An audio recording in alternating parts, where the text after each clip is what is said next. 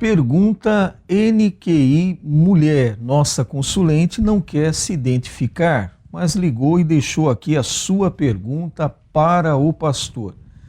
Ela está citando aqui o texto de Daniel, capítulo 12, verso 4. Diz ela aqui, lá está escrito que a ciência se multiplicaria. Aí ela falou coisas interessantes aqui. Hoje pessoas vivem com órgãos de pessoas que já morreram. É um fato dos nossos dias, né? A doação de órgãos é algo tão importante e tem salvado muitas vidas, mas ela diz que isso é um avanço da ciência. Um outro fato, tem países aí que estão congelando os corpos de pessoas que morreram, conservando o corpo, para que quando a ciência avançar, consiga fazer essas pessoas voltarem a viver. Não estão falando de ressurreição, estão falando do avanço da ciência que fará com que aquele corpo tenha vida novamente. Então a nossa consulente pergunta, o que pode ser dito? É um cumprimento dessa profecia de Daniel 12, 4, pastor? Pode-se incluir, sem dúvida, nesse texto de Daniel 12, 4. Isso nós temos aqui no versículo 10, que é o complemento. Diz assim, muitos serão purificados, embranquecidos e provados, mas os ímpios procederão impiamente, e nenhum dos ímpios entenderá, mas os sábios entenderão. Então aqui estamos vivendo num complemento do versículo 4, quanto à forma de viver das pessoas em nossos dias. Agora, se nós fizermos paralelo também com o que diz a Bíblia Sagrada para os últimos tempos, no segundo livro de Timóteo, Paulo escreve com muita propriedade os acontecimentos que estamos observando hoje, que nos deixa numa situação bastante preocupante.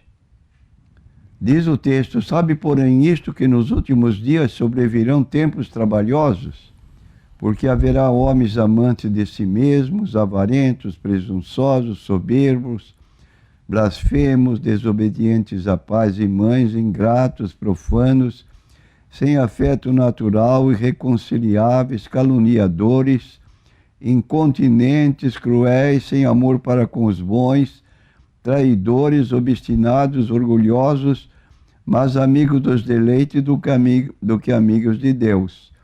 Então a descrição do que ocorre em nossos dias também faz parte dos acontecimentos profetizados por Daniel, como disse o texto final, fecha o livro porque isto é para o tempo do fim, ou no fim dos dias. Tu, porém, vai até o fim, porque descansarás e te levantarás na tua herança, no fim dos dias.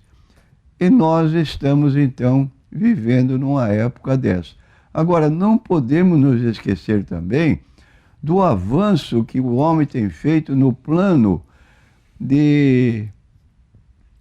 da mecânica ou de outros tipos de inventos, como aviões, envios de bombas para atingir outros lugares e subindo até posições estratosféricas, fazendo habitação lá, viagens espaciais.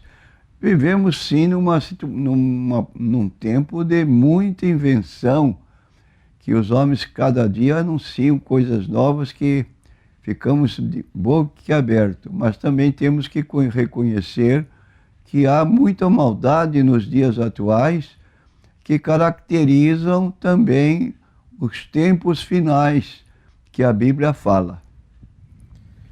A próxima pergunta é do consulente Newton, da cidade do Guarujá. O Newton fez aqui um relato sobre ele e a sua esposa serem convertidos, batizados nas águas, falou também do casamento deles, mas aconteceu alguns problemas nesta festa do casamento. Ele considerou que o pastor falou coisas impróprias, coisas indevidas, e até pessoas na festa se aborreceram e acabaram indo embora mais cedo. Hoje o Newton está congregando em outra igreja evangélica, mas a sua esposa permaneceu na mesma igreja onde esse dito pastor continua ali pastoreando. O Newton pede para o pastor falar a esse respeito o que fazer numa situação assim, porque afinal, marido numa igreja, mulher na outra, a coisa não está boa, né? Bom, quanto ao primeiro episódio de o pastor sobressair-se com apresentações impróprias, um dia solene de casamento, com a igreja cheia, convidados que não são crentes, vieram atender ao convite do casal, é uma profanação do próprio cargo que ele exerce. Porque nem pastor pode ficar no púlpito contando pilhérias e anedotas para provocar o povo a dar risadas, ou, como diz aqui a pergunta, até se aborrecer e alguns se retirar, porque pode ofender alguns, não todos, mas alguns se sentirão envergonhados com colocações que são feitas assim capciosamente.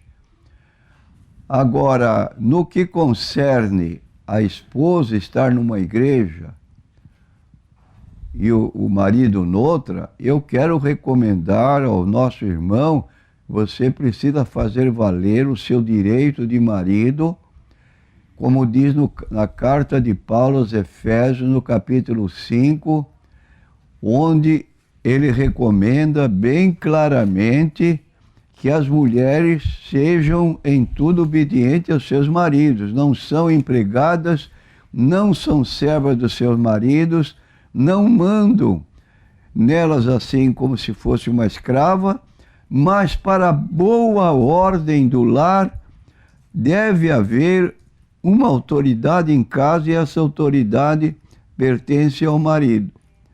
Então diz assim: vós mulheres, estou lendo em Efésios capítulo 5, versículo 22 em diante.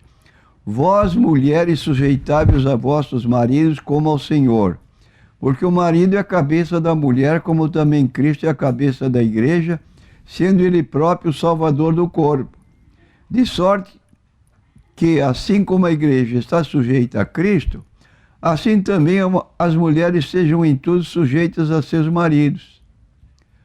Ora, como é que uma mulher casada pode tomar a iniciativa de se separar e ir para outra igreja sem o consentimento do seu marido? Isso é desordem. Não pode prevalecer. Então, a questão aí é se unir, e o nosso irmão tem autoridade bíblica para chegar à sua esposa e dizer: vamos voltar para casa. Seu lugar é a nossa casa. Nós estamos casados e quando casamos é até que a morte nos separe. Essa incompatibilidade que surge ocasionalmente é questão de se vencer como cristãos e não alargar a situação que para amanhã um ir para um lado, o outro ir para o outro, é impróprio. Seguindo agora aqui o nosso roteiro, nós temos a pergunta do Douglas, da Assembleia de Deus. Ele cita para o pastor Romanos capítulo 13. Ali, a partir do verso 1, fala sobre as autoridades governamentais, as autoridades constituídas. E ele diz aqui: pastor, se um casal de homossexuais quiser casar na igreja evangélica, qual é a posição que o pastor deve tomar? É impróprio esse casamento, está contrário ao que diz a Bíblia Sagrada, no livro de Gênesis, logo no capítulo 3, Deus viu que o homem sozinho não poderia ficar, far-lhe-ei uma adjutora, fez cair um sono profundo sobre Adão, tirou uma de suas costelas, fez a mulher, apresentou-o a Adão, dizendo para ele que era osso dos seus ossos, carne da sua carne, e que ali estava o princípio de uma unidade. Deixará o homem, pai e mãe, se unirá à sua mulher e serão dois, uma só carne. Casamento de homem com homem, de mulher com mulher, não pode ser realizado à luz da Bíblia Sagrada. Então, aí, eu penso que o pastor deve usar da sua colocação de independência e resistir qualquer tipo de ordem, partido de governo nesse sentido, porque o governo tem direitos sobre a nação, mas dentro de um templo evangélico, querer impor condições impróprias, nocivas, como a Bíblia aponta, nos livros da Bíblia encontramos isso, o apóstolo Paulo sendo muito claro nesse particular, e eu quero citar na oportunidade o que ocorreu nos tempos primitivos com a igreja recém-criada, quando os cristãos na cidade de Roma, aliás, na cidade de Jerusalém, pregavam o evangelho, e as autoridades religiosas judaicas chegaram a eles e disseram que eles estavam proibidos de falar no nome de Jesus naquela cidade.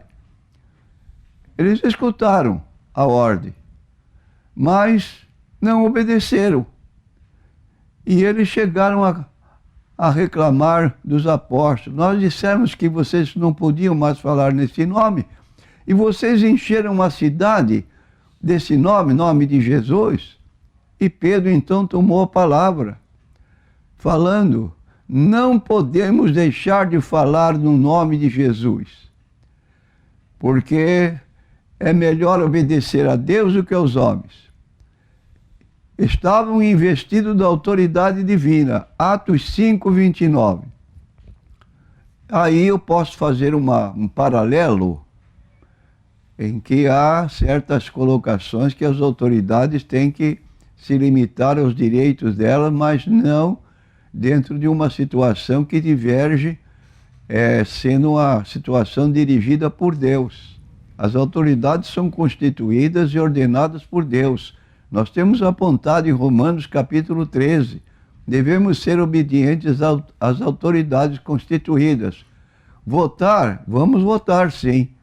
É um dever social, um dever de uma pessoa cidadã brasileira. Temos a pátria celestial, mas temos obediência às autoridades. Agora, no que concerne a querer envolver-se na doutrina bíblica, já é um exagero, e nós pedimos então que as autoridades tenham paciência nesse particular. Não existe nada forçando atualmente, mas é bom dar uma prevenção.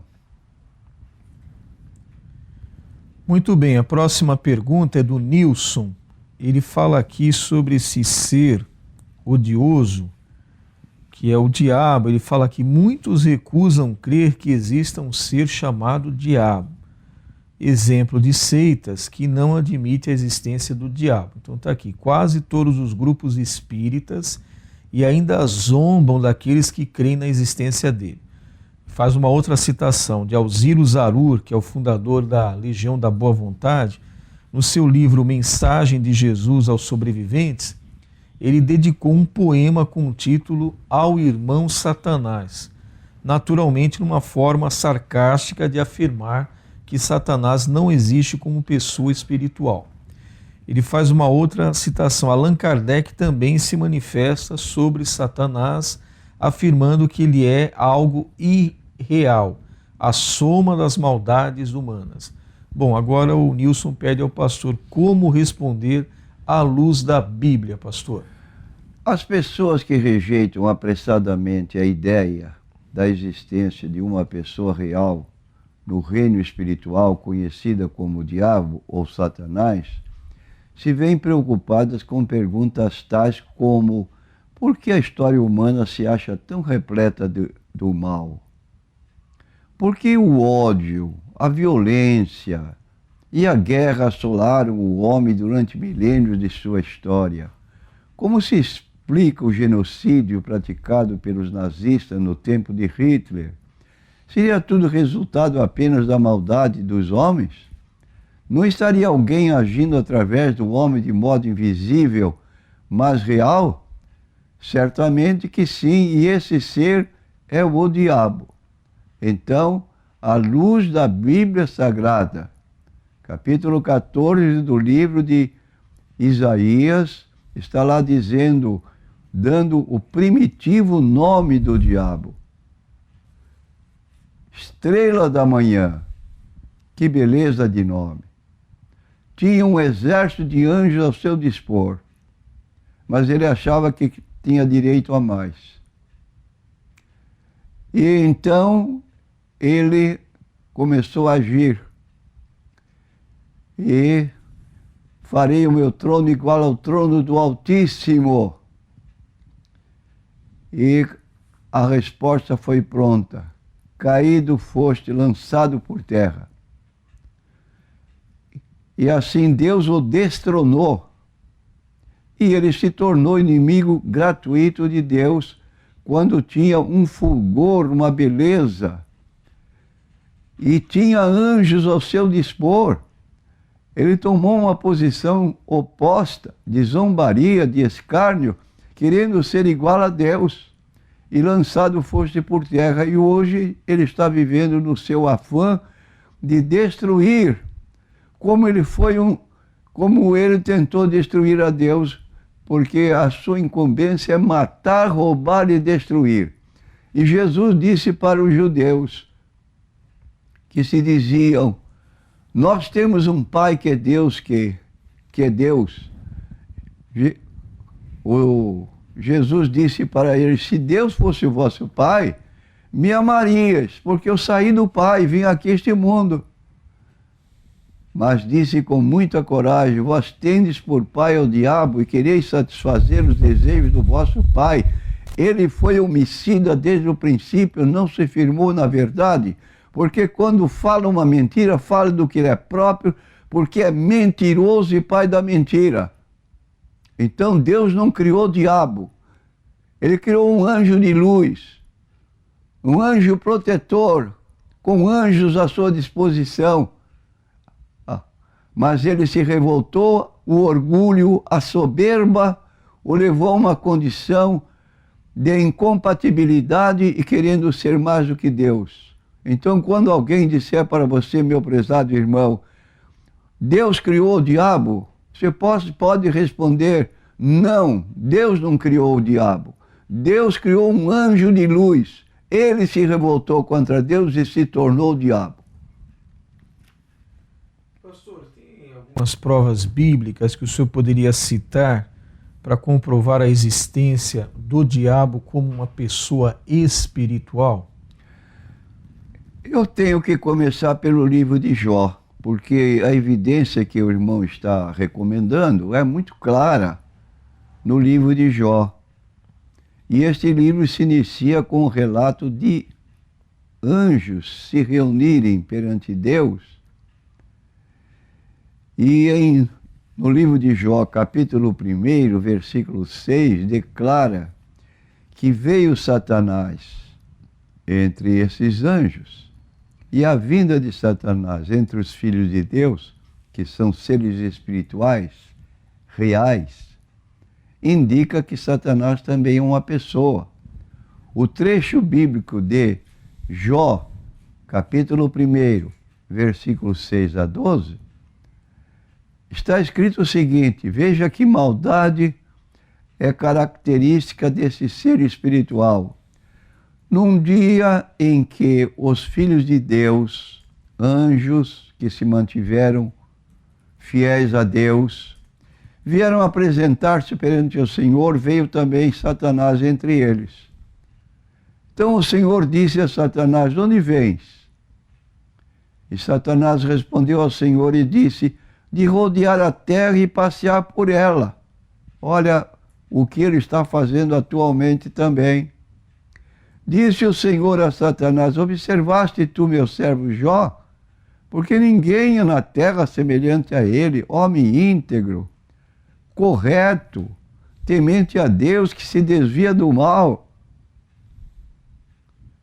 Então respondeu Satanás ao Senhor e disse: porventura teme Jó a Deus sem uma razão? Ou, numa outra palavra, debalde, quer dizer, sem nenhum interesse? Jó é um interesseiro. Porventura tu não cercaste de sebe a ele, a sua casa e tudo quanto tem? A hora das suas mãos abençoaste, seu gado se tem aumentado na terra, mas estende a tua mão e toca-lhe em tudo quanto tem e verás se não blasfema contra ti na tua face. Olha só a tendência do diabo, nem o testemunho de Deus a respeito de um servo dele, porque Deus não vê como vê o homem olha para o que está diante de si, mas Deus examina os corações. Então não estava falando por aparências, porque Deus conhecia o interior de Jó. E o diabo tem essa característica, duvidar da sinceridade de uma pessoa que serve a Deus, sempre procurando acusações para desmanchar essa ideia de que fulano e beltrano agora são cristãos, estão servindo a Deus, sempre há qualquer coisa para apontar. Agora Deus disse para ele, então, ele disse o Senhor a Satanás: eis que tudo quanto ele tem está na tua mão. Somente contra ele não estendas a tua mão. E Satanás saiu da presença do Senhor. E aí o resultado é só ler na Bíblia. Começou com Jó. Foi atingido por uma doença, desculpe a colocação da palavra que vou mencionar, mal cheirosa. Sentou-se num canto da sua casa, o cheiro mau que adivinha de seu corpo todo ferido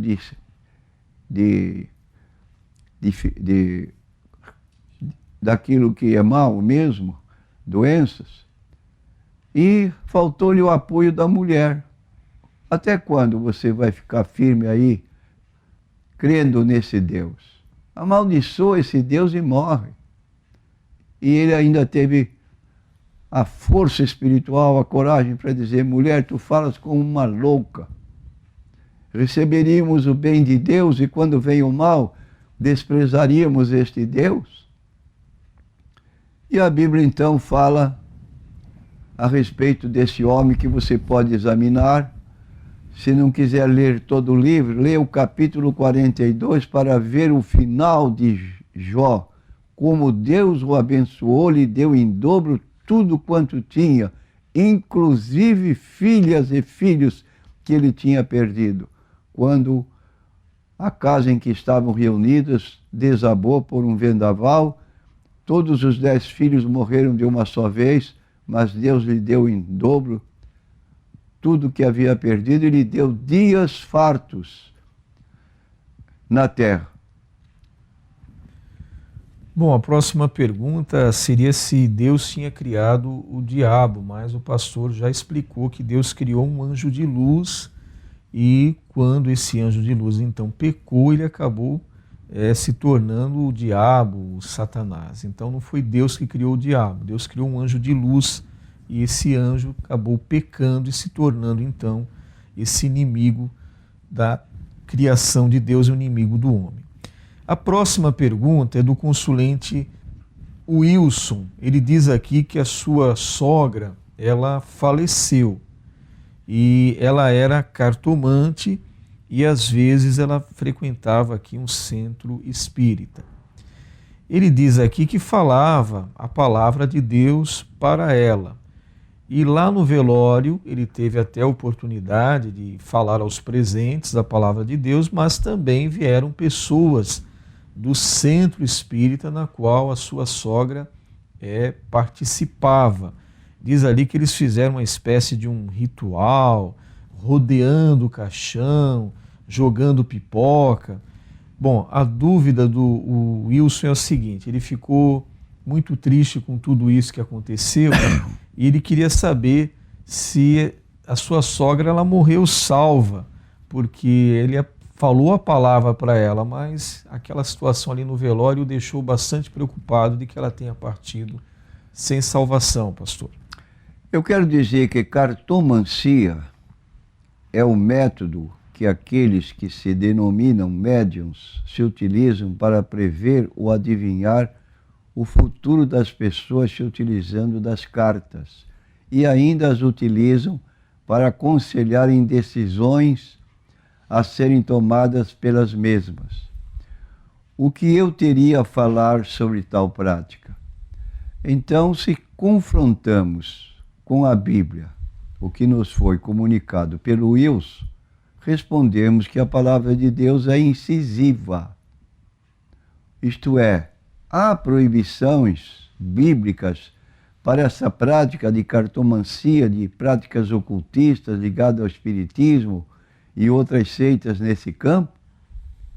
No livro de Deuteronômio, capítulo 18, versículos 9 a 13, quando o povo de Israel estava entrando na terra de Canaã, prometida por Deus, Deus fez uma recomendação muito clara para todos. Quando entrares na terra que o Senhor teu Deus te der, não aprenderás a fazer conforme as abominações daquelas nações. Entre ti não se achará quem faça passar pelo fogo a seu filho ou a sua filha, nem adivinhador, nem prognosticador, nem agoureiro, nem feiticeiro, nem encantador, nem quem consulte ao espírito adivinhador, nem mágico e nem quem consulte os mortos. Porque todo aquele que comete as abominações, ele está se levantando contra Deus. Então, e por estas abominações, o Senhor teu Deus os lança fora diante de ti. Perfeito serás como o Senhor teu Deus. E não haja entre vós quem consulte adivinhos, de modo que o demônio não pode prever o futuro de uma pessoa.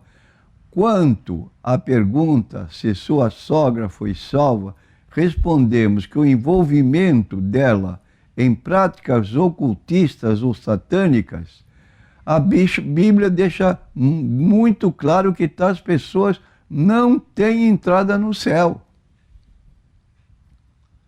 Se houvesse arrependimento e mudança de práticas ligadas ao ocultismo antes da sua morte, que ela chamasse algum parente, ou propriamente o nosso consulente, e fizesse um tipo de confissão que estava arrependida dessas práticas, aí sim, porque o arrependimento e o abandono das práticas dá margem a se considerar que a pessoa mudou sua forma de pensar e de viver. Agora, se tal não ocorreu, não houve salvação, mormente quando pessoas da sua religião estavam presentes ali, jogando pipocas ao lado do seu corpo. E tal situação não resolve nada à luz da Bíblia Sagrada. A próxima pergunta é do José Guedes e ele retorna para o adversário das nossas almas. Ele diz aqui, quer saber do pastor se Satanás foi expulso antes ou depois da criação do homem.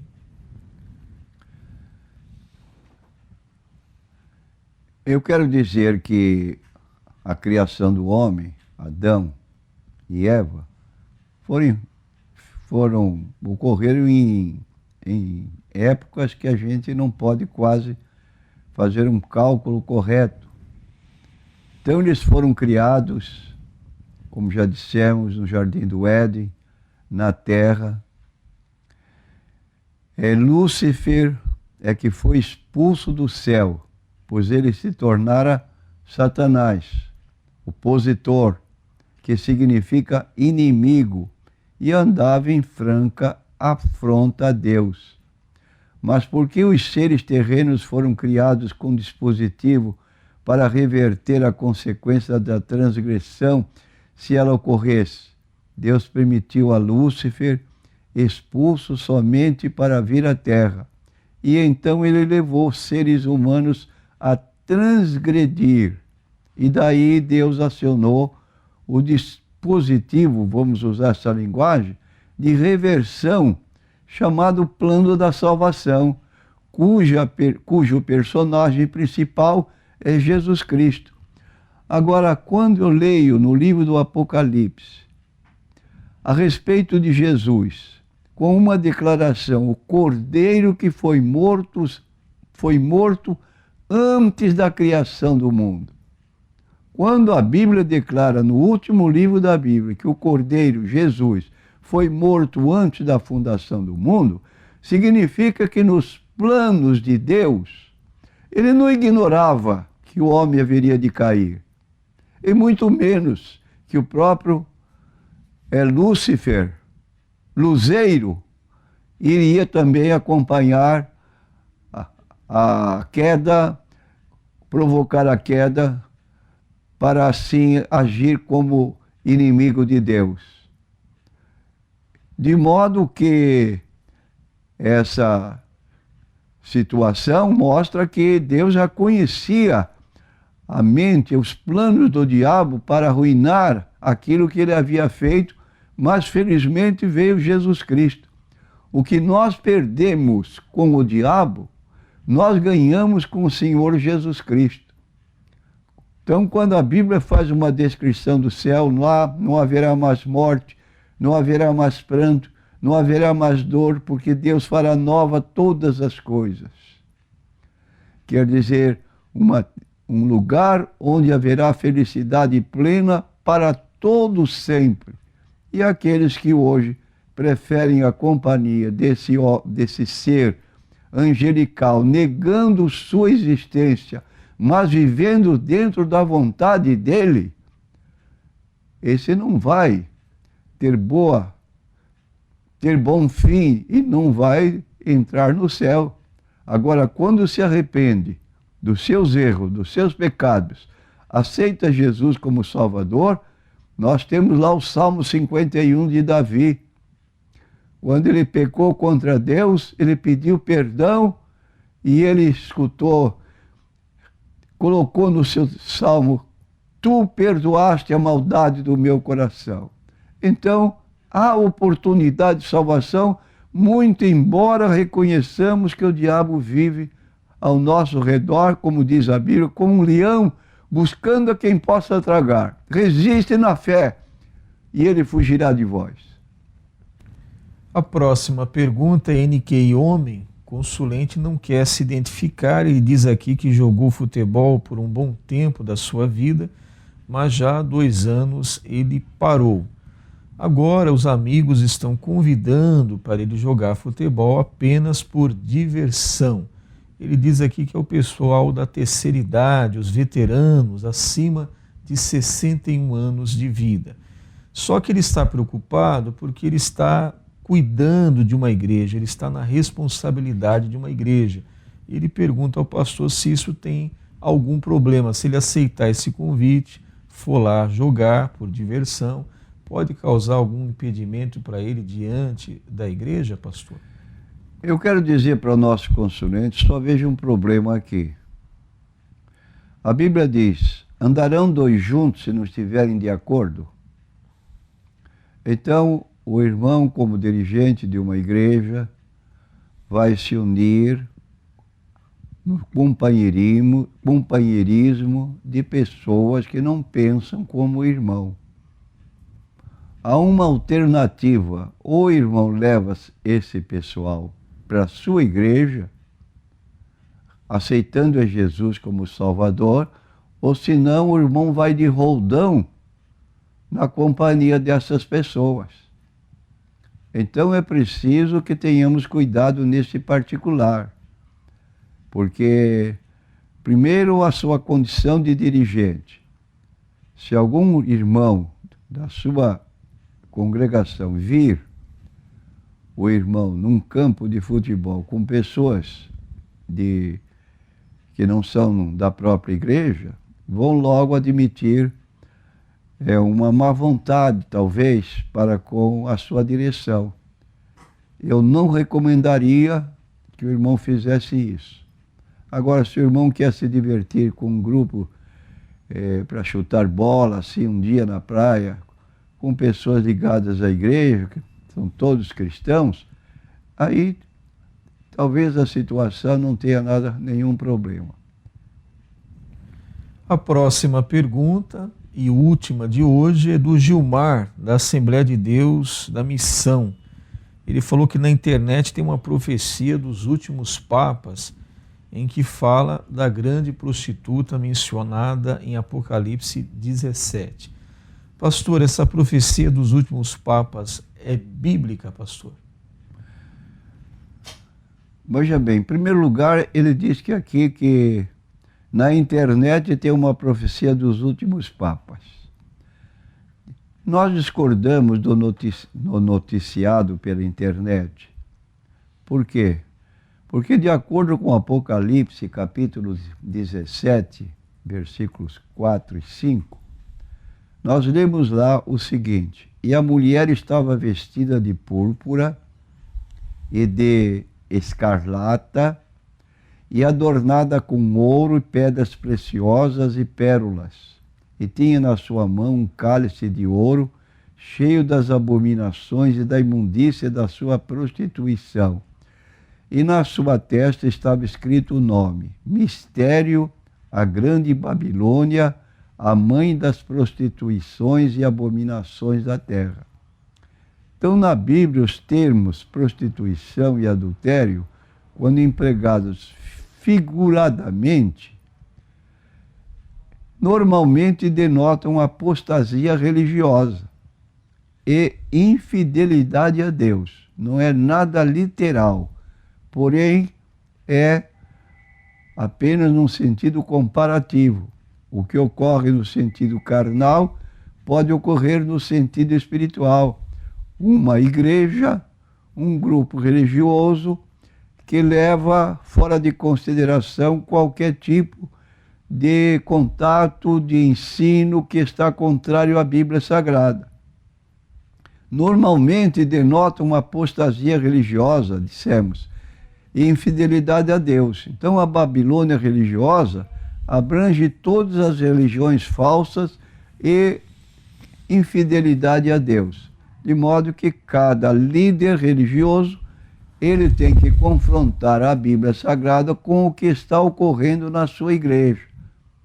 Está ocorrendo uma vivência apoiada pela Bíblia ou está ocorrendo algo que está divergindo da Bíblia Sagrada?